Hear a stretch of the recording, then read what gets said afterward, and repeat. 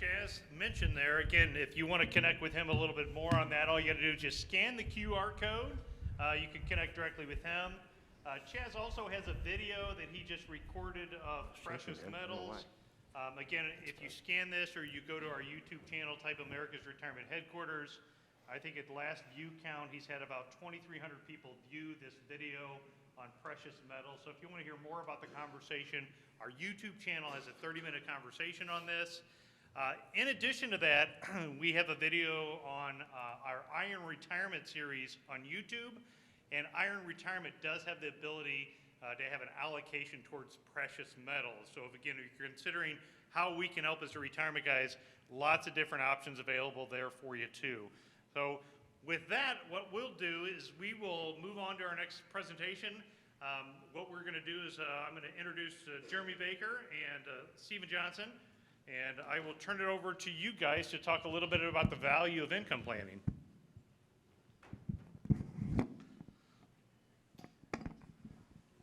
Thank you, Noah. It's good to see all of you tonight. I know it's been a while since everybody's been able to get together with the recent crisis and things like that, but it's good to see you all.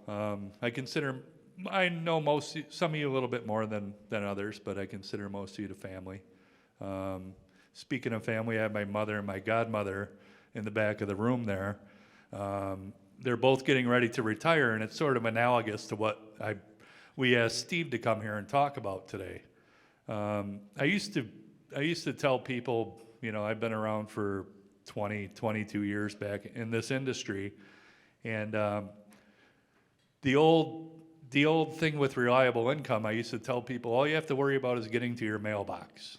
And, you know, that was sort of a figure of speech where back, I don't know if you people remember, I'm sure you do, but you used to have to go to your mailbox to get your checks and take them to the bank and deposit them.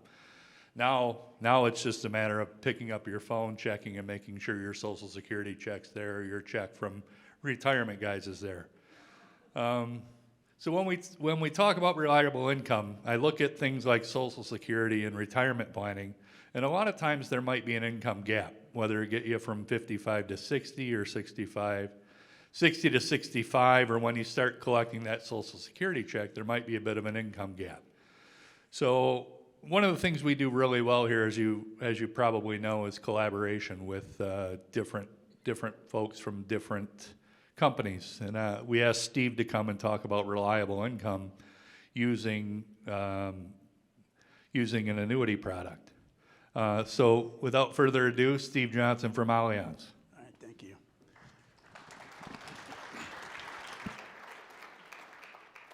Thanks so much. I hope you clap when I'm done as well. Nolan opened the door for bragging on our kids, so I'm going to go ahead and just step right through that. 19 years ago, my daughter was 3 years old, and our next door neighbor's son, they were best friends, asked her what her daddy does for a living. And she sat and she thought for a moment, and she said, well, my daddy talks while people eat. And I'm a little nervous because you've already eaten, so apparently I'm done. Thank you for your time.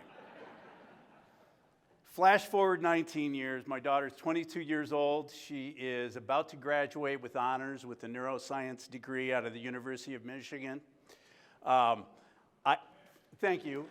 I bring that up not to brag on her, but to point out that I have one more tuition check to write, and then I get the biggest pay raise of my life. I'm 55 years old. And we are now starting to look at, my wife and I, the next phase for us. And working on now the income planning side of things. So we're going to talk a little bit about the value of income planning and really the risks that perhaps you're not quite aware of that we have to, as financial advisors, mitigate against through your cooperation. Whoops.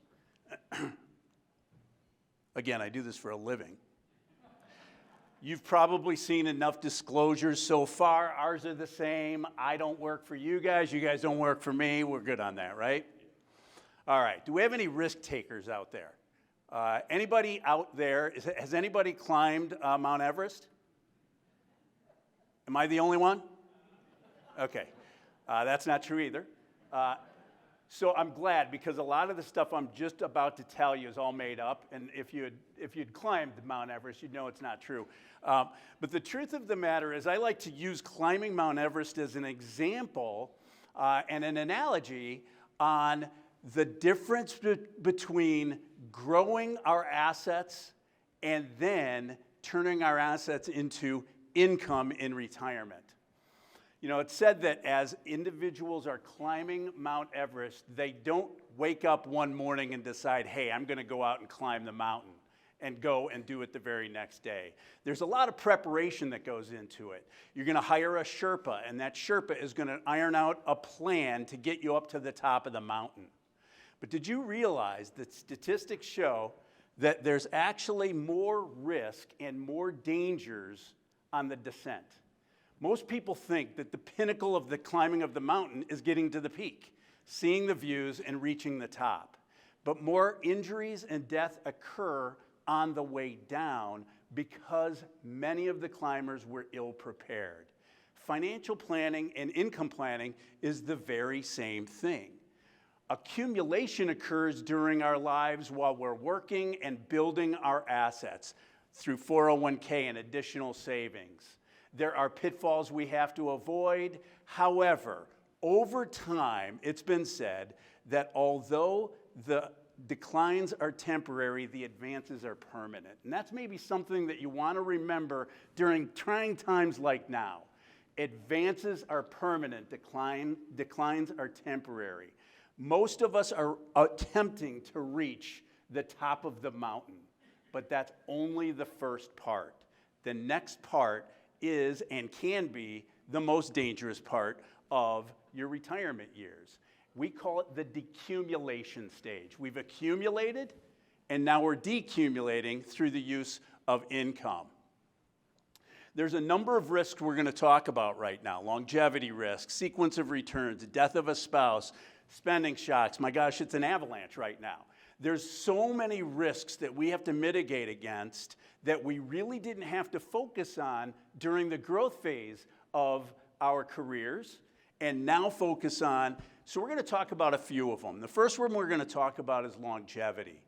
A recent study on retirement preparedness was done, and I'll open this up to the audience. Shout out what you think the right answer is, but what do you think the number one fear pre-retirees have going into retirement? Running out of money. How many people agree with that? Running out of money, okay? I'm going to add just a little bit to that because that was the number one fear. I'm going to add that I believe the number one fear is running out of income generated from that money. Going to your mailbox and it's empty. That's what the fear is, because we live on a month-to-month basis. We pay our bills monthly, and if that paycheck disappears, we can be in a world of hurt. Longevity has really changed financial planning over the last several years. In the 1960s, it was actually really easy to do financial planning for retirees. Because in 1960, the average life expectancy was to 69.7 years. In other words, you retired at 65 and you died at 69. I needed to prepare 4 years of income. Pretty darn easy. All right? You flash forward to the expectations of 2060, and the average life expectancy is expected to be 85.6 years. At 65 retirement, that's a 20-plus year of income that we have to prepare for. Little bit different. Now, the numbers are even more startling for healthy 65-year-olds, individuals. A 65-year-old man, right now, today, there's a 63% chance he's going to live to 85. There's a 43% chance he's going to live to age 90. For you women, there's a 72% chance that you're going to make it to 85, and a 53% chance, better than half, that you're going to make it to 90. And when you look at the couple as a whole, there's almost a 90% chance that one of you is going to make it to 85. Okay? Now, I work for an insurance company. I know the statistics. The statistics are this. Single men have the shortest life expectancy. Married men's life expectancy is about 4 years longer. And then you've got single and married women whose life expectancy is about the same, but a little bit longer than a married man. So men in the audience, the women in our lives add 4 years to our life. Women, we do nothing for you. But my guess is you already knew that. The bottom line is a healthy 65-year-old couple today should be planning for a retirement well into their 90s. Another risk that we have to face is market volatility. Anybody ever heard of market volatility? Anybody experienced market volatility? Recently, really been in the news, but you probably haven't heard much about sequence of returns. Sequences of returns is what order do the market's returns come in? This is an example of what the returns of the decade between 2011 and 2020 were in order, and it's very common decade. Most 10-year segments of the market, you'll have 3 bad years and 7 good. That's almost always the way it's been. Now, I'll tell you that there's no discernible pattern. Otherwise, we would just sit out the 3 bad years and run with the 7 good ones. We don't know how to do that, so what we have to do is play the averages. So does anybody want to take a wild guess what the average annual return was in that decade? I'll jump to it. 12.15% is what the average annual return was. Some good, some bad. We averaged 12.15, a little bit better than the traditional historical returns of around 11. Okay? So it was a good decade. It was a good decade. But let me ask you this. What if the returns came in a different order? What if in the very beginning we had some really bad returns, we took the 3 bad years, put them in the beginning, and then we ramped up and the best year was at the end? What do you think the average return in that 10-year period would be if we did that? It's 12.15%. It actually didn't matter what order they went into. Now, I'm going to put a twist on it, though. What if the good years were in the beginning? What if we started out with really, really good years, and then the last 3 years were bad, worse, and the worst of them all? Well, I gave you the answer a minute ago. It doesn't matter what order they came in. 12.15 would have been the average. So what you'll find is that while we're accumulating our assets, sequence of returns, the order they come in, doesn't matter that much. It doesn't matter. In fact, it has, when you're doing your income planning, it's very unfavorable if the returns are negative in the beginning. I'm going to get to that here in a minute. Sequence of returns can reduce your income that you receive over time. It can deteriorate your underlying investments, and it can potentially lock in losses at inopportune times. Sequence of returns doesn't matter if you've got a static investment, you've got 10, 20, or 30 years to invest. The order it comes in doesn't matter. But if you're adding to your investments over time, or if you're taking money out over time, sequence of returns has a huge effect. If you want to talk to your financial advisor about the power of dollar cost averaging while you're saving, that's why, even when the market is bad and we're putting money into our 401k, it continues to grow. But it's really, really difficult when we're taking money out. Let me give you an example. We've got Jim. He's a 60-year-old. He wants to retire early. He's got $1 million. He wants to take $50,000 a year out, and he wants to index that, increase it by 3.5% per year to cover the cost of inflation over time, okay? And we've got average Jim, we have lucky Jim, and we have an unlucky Jim. Now, the first investment that we're looking at in scenario 1 is the perfect investment. It gives you a 6% return every year for 4 years, and then it just repeats that cycle. So every year, it's going to be 6% average return. Lucky Jim has a different sequence of returns, but the same 4-year average. Okay? The 4-year average is 6%. We already saw that when money is growing, the sequence of returns doesn't matter. But I'm going to show you when we're taking money out, it does. Lucky Jim has a good first year, 27%. The next year's not bad, up 9. The next year, up 7. But then we've got a bad year of negative 15. Looks a little bit more realistic to our markets that we deal with on an annual basis. So Lucky Jim has a really good first year, decent second year, decent third year, really, really bad 4th year, and then the cycle repeats itself. And Unlucky Jim has the same 6% average, but unfortunately his first year is bad, followed by 7, then 9, then up 15, and then that cycle continues. Does that make sense? So here's Average Jim.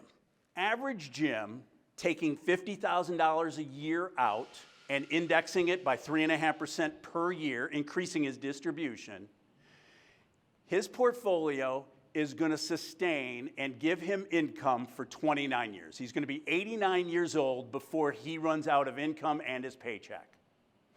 Most financial advisors might look at that and level that as a fairly good, successful story.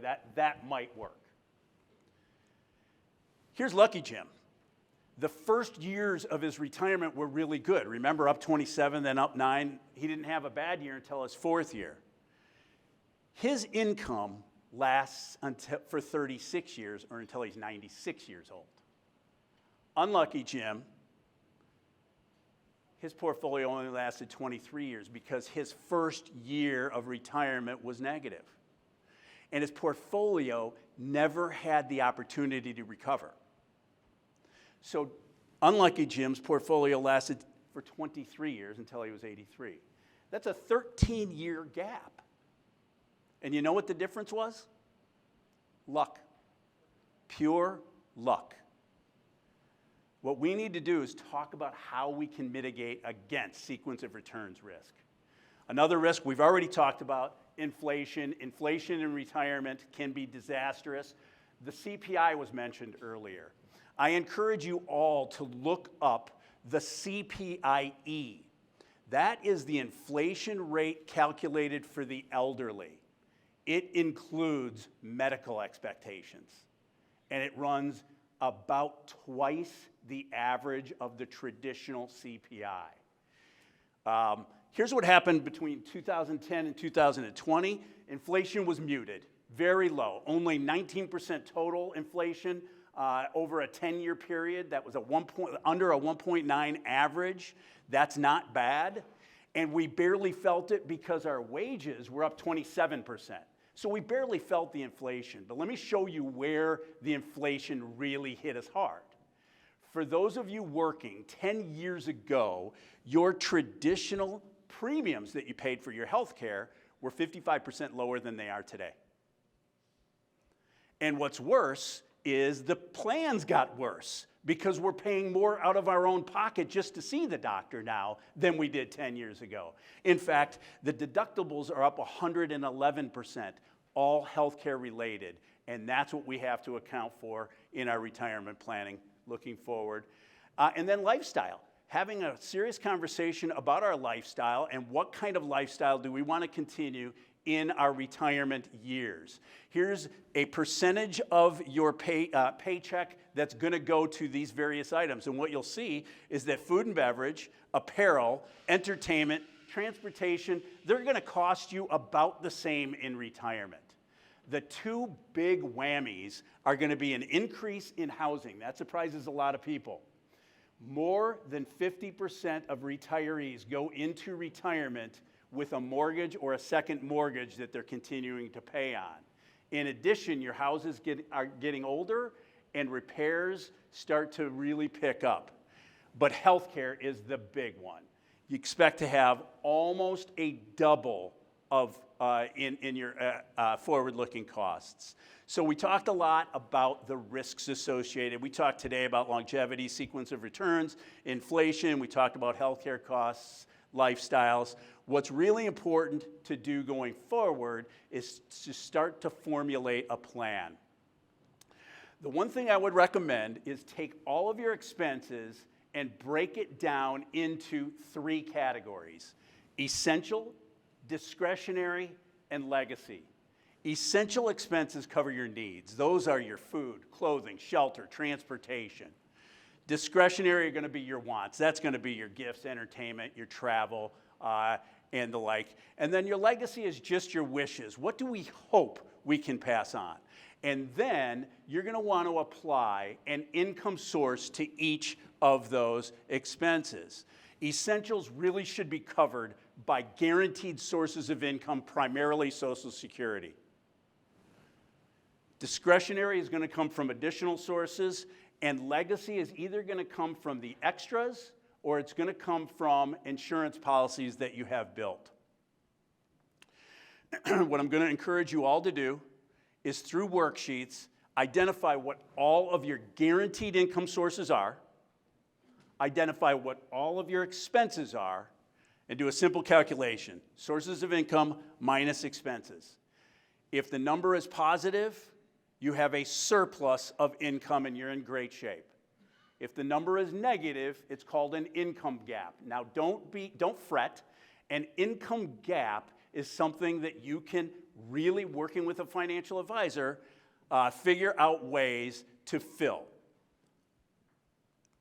By creating a tailored solution for you, your financial advisors can identify ways to get that gap. This is the one slide that has a commercial for what I have to offer. An annuity may be a solution. An annuity may be the only solution available to you that mitigates longevity, because you can't outlive your paycheck. It can mitigate inflation because we can give you potentially increasing paychecks on an annualized basis. It can mitigate sequence of returns risks because we are guaranteeing protection against part of the market's downside in the bad years and participation in the market in the good years associated with the future guaranteed stream of income. I would encourage you to talk to your financial advisor about whether or not an annuity makes sense within your portfolio. I can tell you, in that research that we did, 78% of the respondents to the survey said that they understand Social Security is only designed to be part of the solution, and another source of guaranteed income should be added to the portfolio. 54% of the people responding said that they would be willing and able to give up part of their nest egg in exchange for a guaranteed stream of income going forward. There's only a few next steps, and then I'll wrap up my comments. The next steps are pretty simple. Number one, you start gathering your key information. Identify what all of your sources of income are, identify what your expected expenses are, and start to do the math.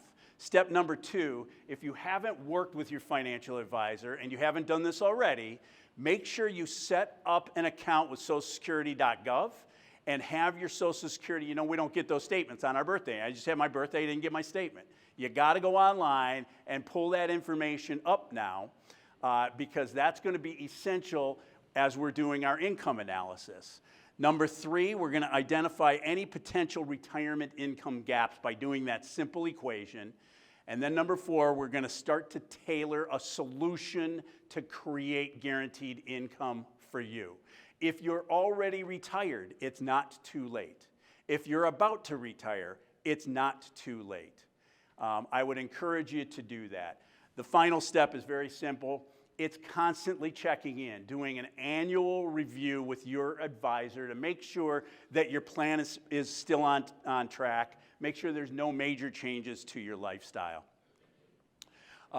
Again, we've got a page of disclaimers. I want to thank you for your time. Oh, we took the questions out.